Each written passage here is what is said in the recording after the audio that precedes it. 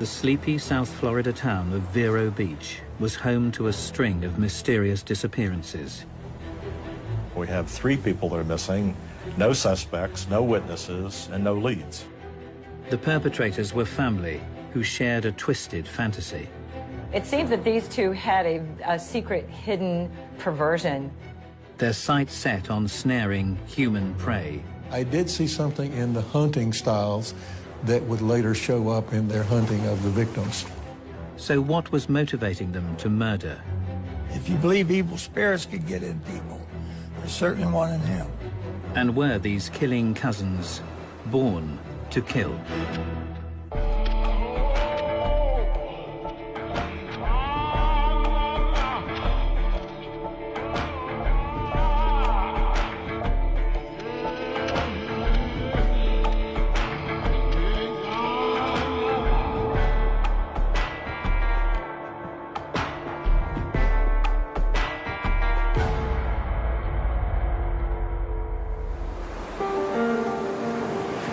In the 1980s, the Florida town of Vero Beach was known for little more than its abundance of sun, sea, and swamps. Vero Beach had basically 2 sides. On one side there was the beaches, on the other side there was miles and miles of agriculture. So you had bikinis on one side and swamps on the other. A lot of people referred to Vero as Zero Beach because it was a small community. However, the afternoon of the 26th of July 1983 would send shockwaves through the tranquil seaside community.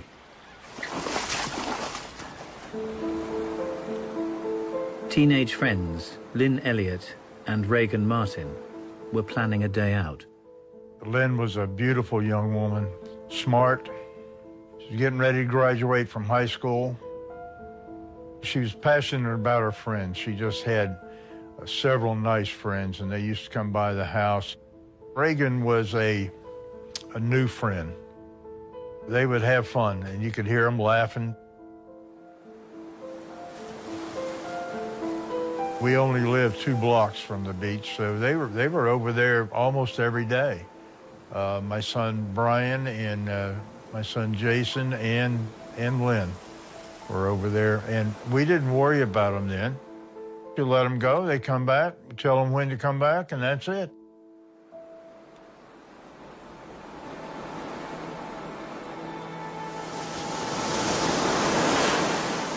I got back about 5 o'clock, and Brian was there, and I asked Brian, I said, well, where's Lynn?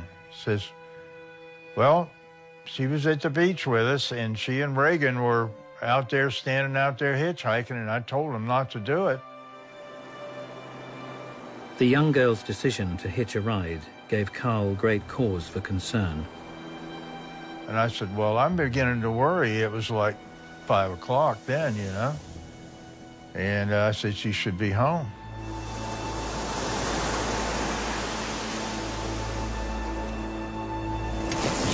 That same afternoon, a teenage boy was on his way home from a friend's house when he witnessed a disturbing scene. I heard this screaming, and this man was chasing this young girl, or lady. Then I saw him dragging her back towards the house, and I heard 2 shots. This sinister sighting would be the climax of a twisted tale that had begun in mysterious circumstances 2 years earlier. The Ling family had recently moved to Vero Beach, emigrating from their native Taiwan. Working in one of the many orange groves in the town, the father, Pu Ling, was befriended by Vero local Robert Lindsay.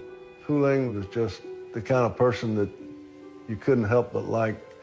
The daughter, whose name was Inghua, was just as sweet as she could be, and an honor student in math.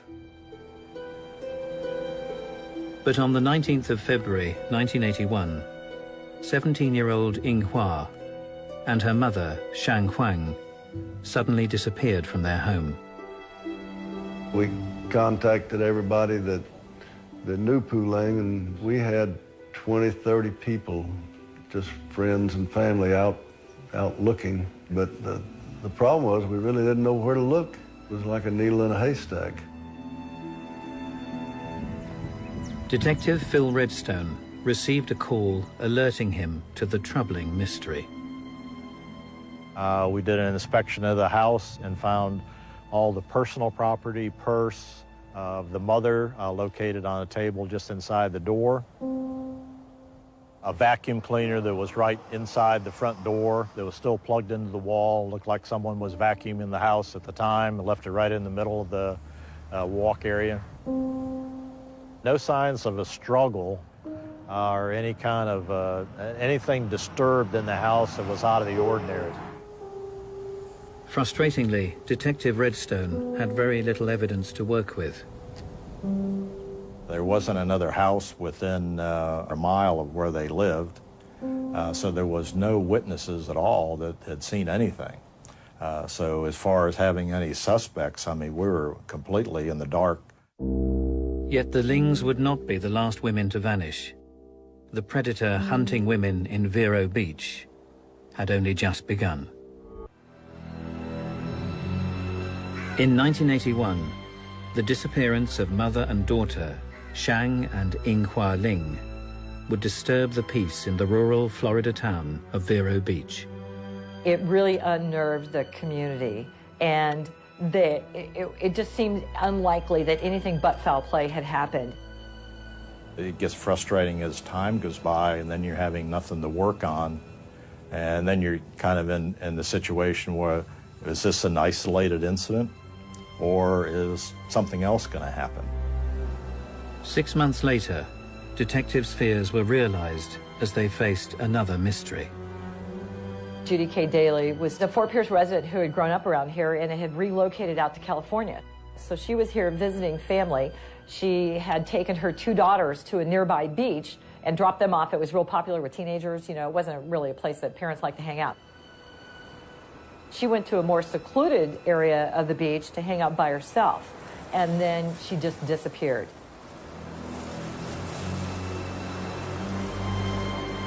Phil Redstone would again be called to begin an investigation.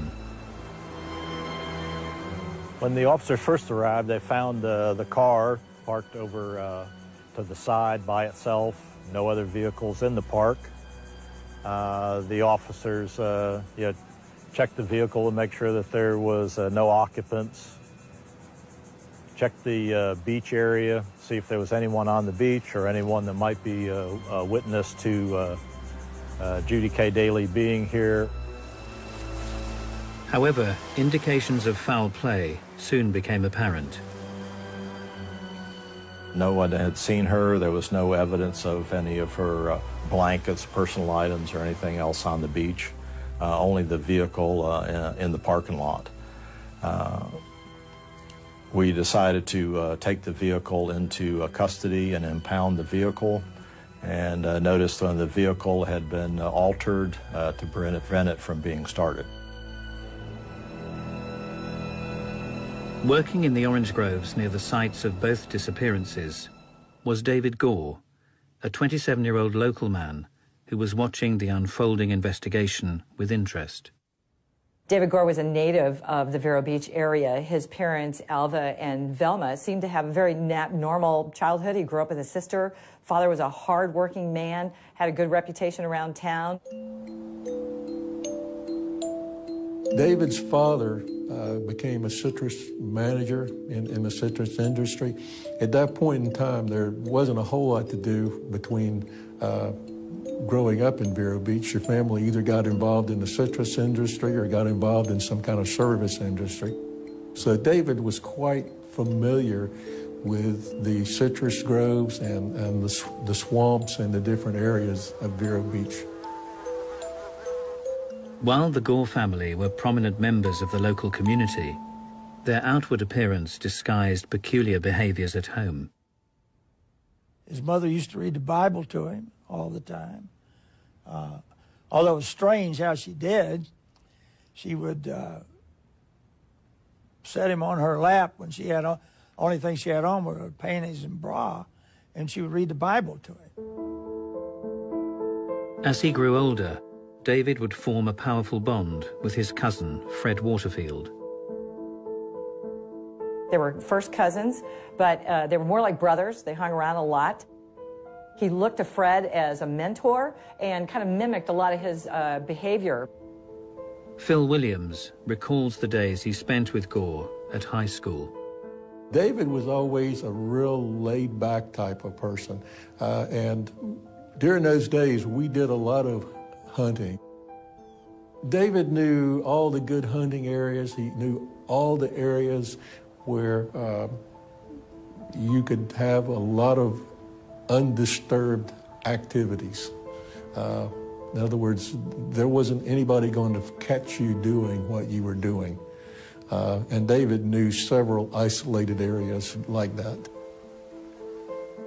Gore's cousin, Fred Waterfield, often joined the hunt. Myself and Freddie and David went and did a lot of wild game, mostly rabbit hunting in the groves and different things like that, quails, and it was pretty innocent. In high school, Waterfield was a leader, while Gore would typically follow. Freddie, it seemed like, was always planning something. Freddie liked to go and chase vehicles and throw grapefruits at the window and then have the owners turn around and chase them down. What he called it was fun. In order for Freddie to be having fun, the feelings of the other person weren't necessary to be good ones. The pair quickly realized that they shared a twisted interest. It seems that these two had a secret hidden perversion between the two of them that they discovered amongst each other at a very early age. As teenagers, they were looking at his sister and her body, looking at Fred's mother, and I think she had a sheer blouse on one time, and they were both commenting on, you know, the arousal that they got from looking at that, and they both realized at an early age that they kind of had a little bit of a deviant appetite for sexual activity. By age 18, Gore and Waterfield's desire to explore the darker side of sex could no longer be contained. One of the first sexual encounters that the two of them did together was assaulting David's sister. And I believe she was about 16 years old when this happened, and David held her down while Fred raped her. It's very likely that they turned to a family member because they believed they could easily control her. Gore and Waterfield were close, fast, and particularly intimate in their closeness. So they probably shared fantasies, sexual fantasies. They probably experimented with various things and then eventually decided to assault one of their family members. So she was kind of the sacrificial lamb. The pair would continue to delve deeper into the fantasies they shared, strengthening the sadistic bond they had built. In 1976, Angela Hamel claims she called on her mechanic, Fred Waterfield, to help her with some flat tires. Yet instead of taking her to his repair shop, she said he headed deep into the orange groves, where David Gore was lying in wait. David didn't really speak much. He just looked. He had this stare, like evil look, and creepy. They both looked at me and they started to laugh, but their eyes, it was kind of like they had an undisclosed power connection. That's when David said, okay, we're ready to do this now. And Fred just looked, and he was like getting worked up, like he enjoyed this. That's when Fred grabbed me. And he reached over into the glove compartment. That's for the first time when I saw a gun. Angela recalls that both Gore and Waterfield then repeatedly raped her. The next thing I felt was something cold on my body. It was a knife. David said, okay, we'll cut her up and feed her to the alligators. And that's when Fred looked, still was the gun in his hand, David was the knife, and David was totally confused. He acted like that part wasn't rehearsed or something. Angela claims she was ultimately driven home and sworn to secrecy. I guess there was a reason God didn't let me die, that I didn't get killed. You know, I'm grateful for it. I still don't know the reason, but I'm thankful, and I thank God every day. 5 years later, in 1981, 3 women would mysteriously go missing in Vero Beach. 4 months after the Lings had vanished, Auxiliary Sheriff's Deputy David Gore became a suspect in their disappearance after carrying out an unauthorized and highly suspicious traffic stop on an 18-year-old girl. He told her that there had been a robbery in the neighborhood and her car matched the description of a possible suspect. So he took her driver's license and asked her to follow him to a location so someone could identify her car. When it got down to this isolated road, there was a gentleman down there that was fishing. So he goes back to the girl in the car and said, I just got a radio call and they located the suspect and you're free to go. Based on the circumstances of him making a traffic stop, taking this girl into an isolated area, it would lead you to believe that he was trying to kidnap someone and take them from against their will. Gore was subsequently fired from the sheriff's department, but his former colleagues would continue to keep a keen eye on him. Now we're starting to look at him, you know, what is his involvement? We're starting to see him around and is starting to become more aware of his presence. As detectives worked to connect Gore with the cases of the missing women, his actions would continue to draw their attention. Marilyn Owens was parked here and was going to see her family physician. Went into the doctor's office, was returning to her car in the parking lot. And when she was walking up to the car, she noticed a head bop up from the back seat. At the same time, one of our deputies was also here at the same doctor's office. Marilyn Owens stopped our police officer and told her that there was someone hiding out in the back seat of her car. The officer found David Gore hiding in the back seat with his shirt off, had an alcoholic beverage in his hand. He also had a handgun, a police scanner, and also handcuffs with him in the back seat of the car. Charged with attempted kidnap and taken into custody, investigators now look to link David Gore to the still unsolved Ling and Daly cases. We had obtained a warrant to take into possession his vehicle, and the forensic search of the vehicle revealed that there was some hair and fibers that were able to link to the Ling case. The evidence appeared damning, yet authorities believed it would not be enough to prove his involvement beyond all reasonable doubt. You're almost sure that he's the one that's responsible. And if you can't arrest him, you know this, it's just a matter of time till he does it again.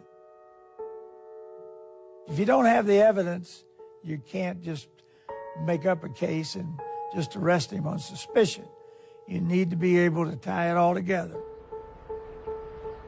Ultimately, Gore was convicted of trespass against Marilyn Owens and handed a 5-year sentence.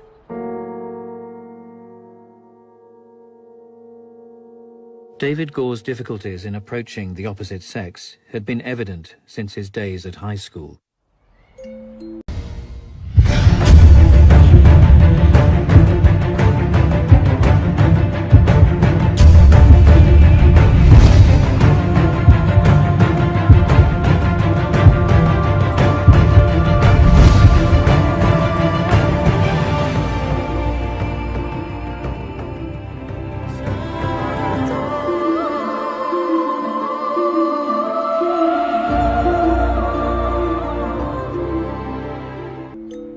David was very bashful and more or less kind of a rednecky and never really showed that much interest in girls. The one girlfriend that he did have actually at one point in time then decided that she would rather be with me and started then dating me because she said that David was like a good friend and he had no inspiration to ever even try to kiss her or do anything along that line. In complete contrast, David's cousin, Fred Waterfield, was a prolific ladies' man. Fred was very popular in high school. He was a very athletic guy, very tall, good looking. He really liked the girls liked him. He had a very easygoing personality. It was a lot more assertive. Freddie was always after girls. Always dating, always, always had a female on his mind and always had a way to get one. I think that Freddie's domineering personality at some point in time and his constant success with the girls and constant probably played a part in David's desires developing into the state that they did. Gore may have actually been jealous of Waterfield. Waterfield was a fairly popular adolescent, not Gore. Gore was a kind of a weird and unusual guy who was not popular, but Waterfield was. And there may have been underlying jealousy of Gore towards Waterfield. Later in life, Gore's repeated rejections would fuel his aggressive pursuit of women, made evident in his attempt to kidnap Marilyn Owens. Having served just 18 months in prison, David Gore was set to be released. The residents of Vero Beach were about to face his wrath once more. Following the attempted kidnap of Vero Beach resident Marilyn Owens in 1981, David Gore had been imprisoned for 18 months. However, police had also suspected his involvement in the disappearance of 3 local women, and as the end of his prison term approached, detectives were preparing themselves for his release. We received notification from the state prison system that he was going to be released within 30 days. So we had a heads up that he was getting ready to come back in the community. So we decided to set up some surveillance on David once he was released to kind of monitor his activities. But again, we knew that sooner or later something else was going to happen. This was not going to stop.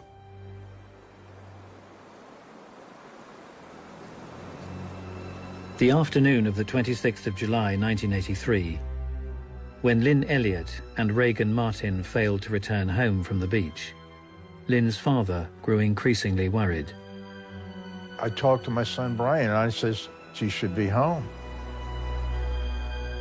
He says, I told him, Dad, not to do it. That was a terrible, terrible feeling. That same day, Detective Phil Redstone decided to conduct some surveillance.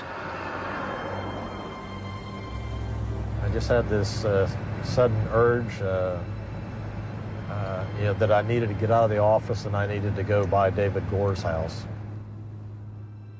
About halfway from the sheriff's office headquarters to the Gore house, I hear a call coming over the police radio where a young man riding his bicycle home from school had observed something. I knew who I was looking for. I knew where to go. The boy riding his bike had reported a sighting of a screaming girl being chased down by a man with a gun. Responding to the call, Phil Redstone arrived outside the family home of David Gore. When we first arrived at the scene, I arrived with 2 uniformed officers. There's 3 of us that arrived at the same time. We went down the driveway, and at that time, then we surrounded the house and waited for other units to arrive. Redstone was joined at the scene by Detective Williams. After hours of attempting negotiations, the pair of officers approached the property with caution. There were people behind every palm tree, so to speak, with a gun trained on the house. I went to the door of the garage, and I began yelling in, "David, it's Phil, come on out," thinking that the friendship would maybe still have some meaning to it. As Phil Williams appealed to his former colleague to come quietly, his attention was drawn towards the car parked in the garage. I noticed blood dripping out of the vehicle that had obviously just been pulled into the driveway. We busted the trunk open, and there was a teenage female shot and tied up in the trunk of the vehicle. The body was that of Lynn Elliott. You never forget seeing something like that. And shaking her and see if you can't get some life. You never forget that. Carl Elliott would soon learn the fate of his daughter, Lynn. I got a knock on the door, and it was a detective from the sheriff's department. And he had the bad news for me. Told me they had found her body in the trunk. And it was just unbelievable. How could this happen to my daughter? Especially in a small town like Vero Beach. We felt safe there. And now all of a sudden all that is gone.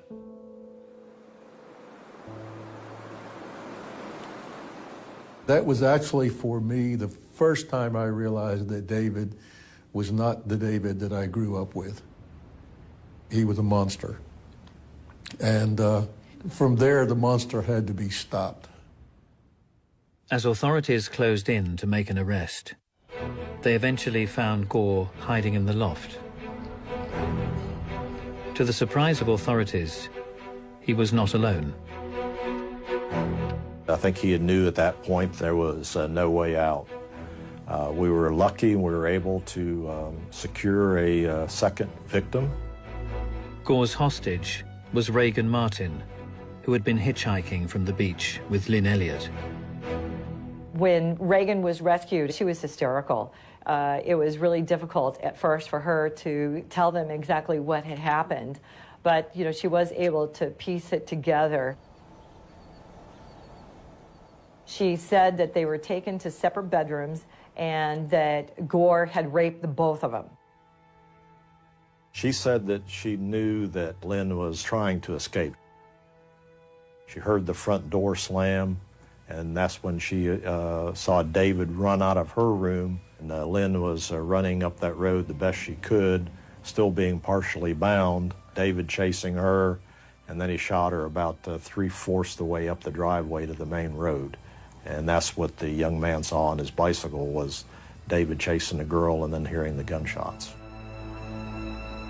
While further recounting her ordeal, Reagan Martin stunned investigators with the revelation that David Gore had a partner in crime who had already fled the scene. She told police officers that David Gore had someone else with him, and she identified Fred Waterfield as being the man that drove the vehicle that took him to the house and also escorted them into the house and put them in separate bedrooms. Fred Waterfield was found at his auto repair shop, just half a mile from the Gore house.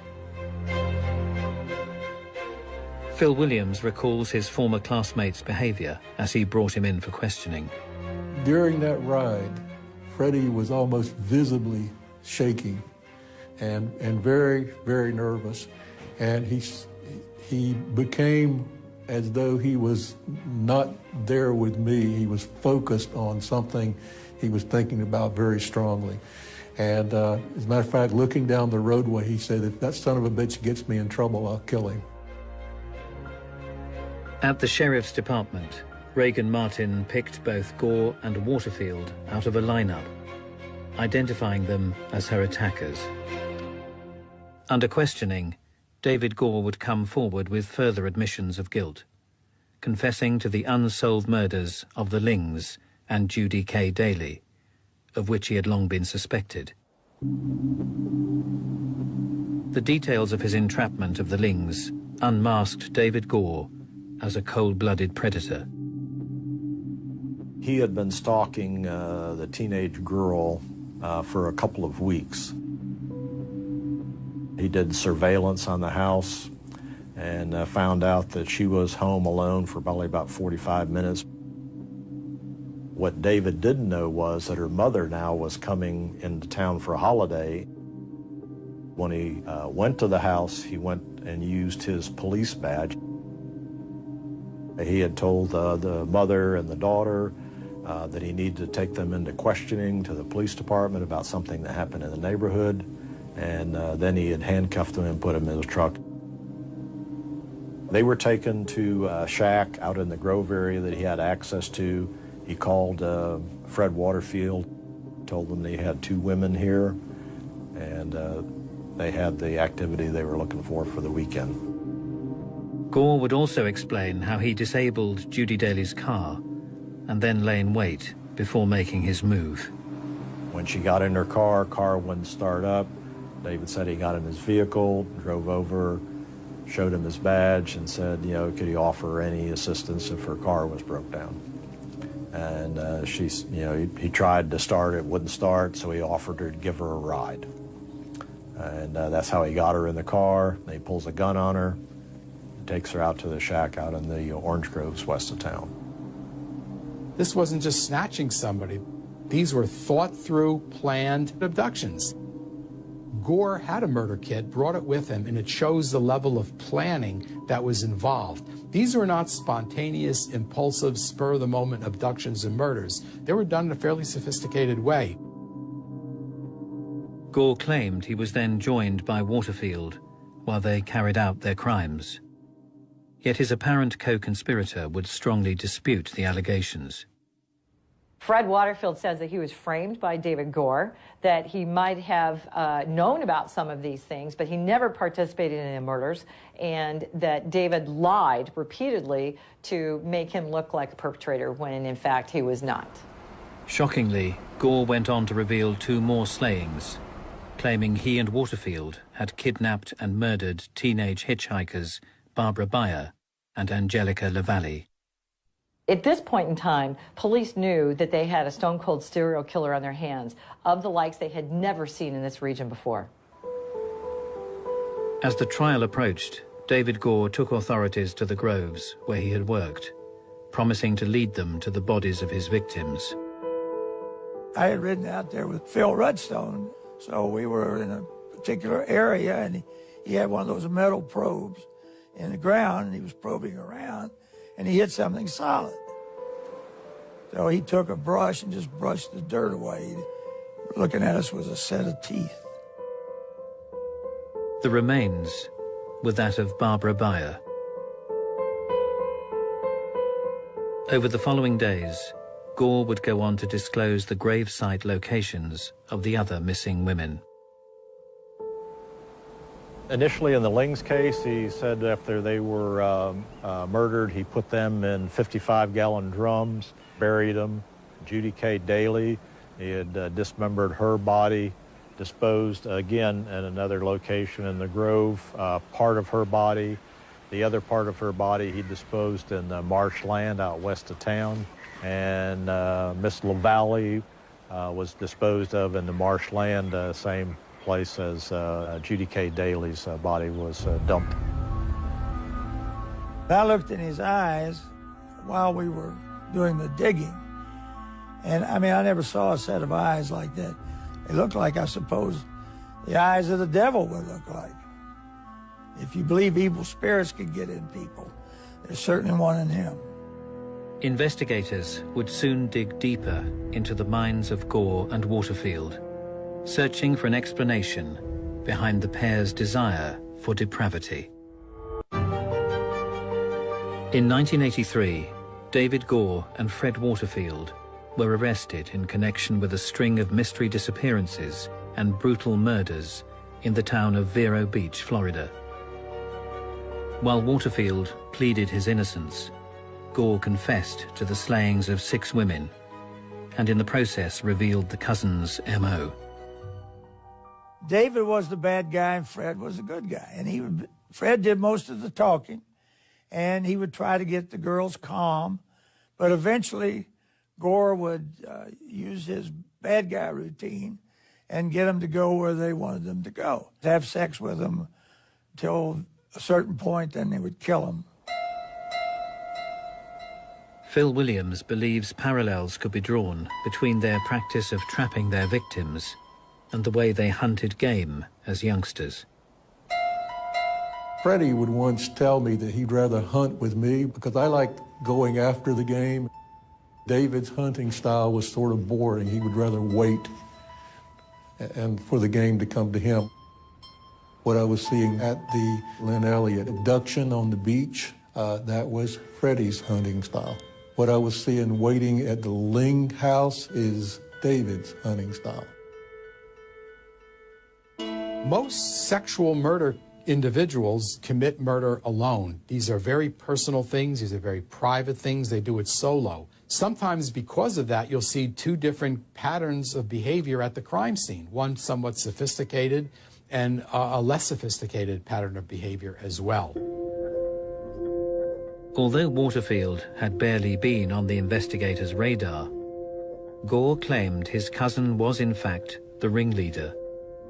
After Gore was caught, he talked about being the weak one. He was the compliant accomplice, according to his story. But his behavior tells another story.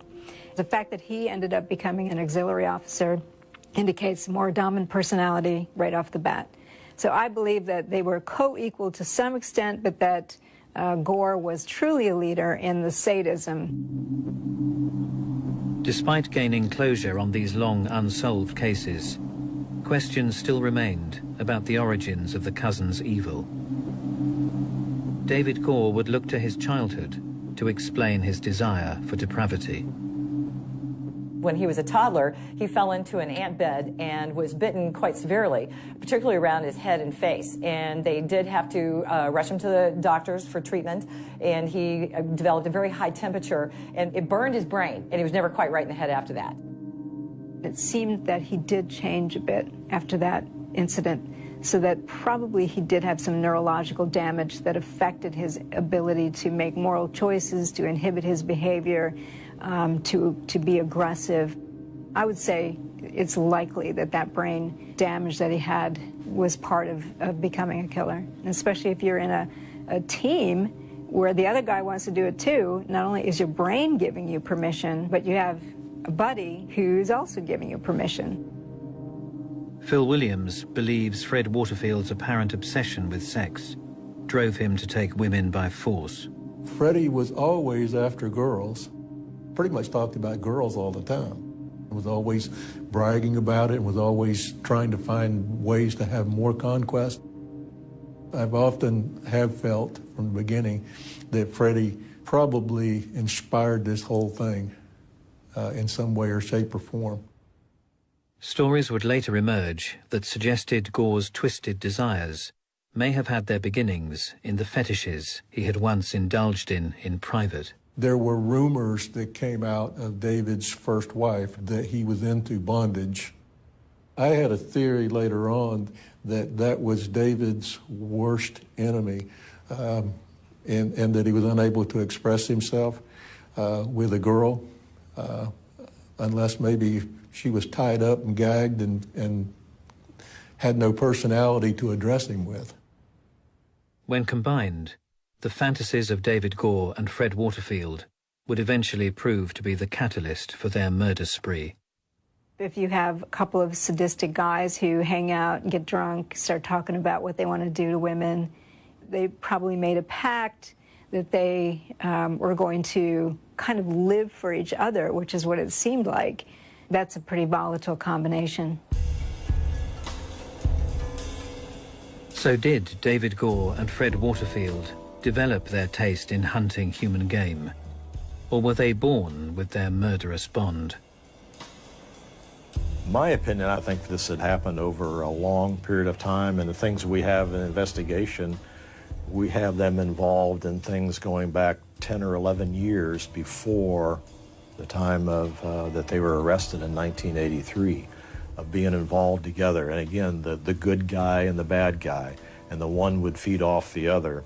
And they had the sexual fantasies that continued to progress and get worse as time went on. I think that Freddie was the stronger of the two personalities. I can't imagine David doing anything without having been inspired in some way by Freddie.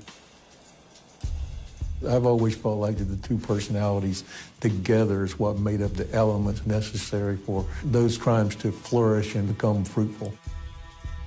Gore was a born killer because I do think it was an environmental thing. I think he had brain damage, neurological damage, that probably influenced his aggression and inability to make moral decisions, as well as his association with a cousin with similar inclinations.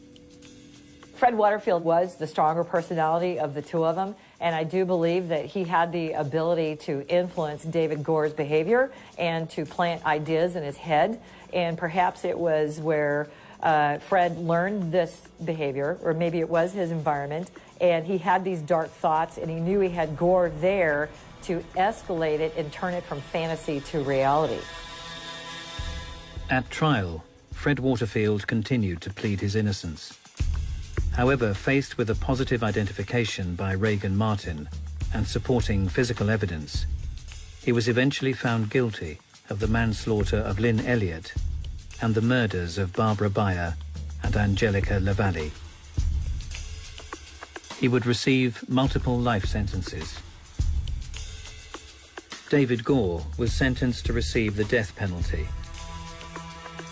After almost 3 decades on death row, he was executed in 2012. While I was watching him die, I said to myself, I condemn your soul to hell. And I kept saying that in my mind. And I hope that is where it went. Although Lynn Elliott's life was lost at the hands of David Gore, her father Carl believes her spirit lives on. She loved this beach area. I can even talk to her here, and it helps me. It just brings her back to me a little bit. Yeah.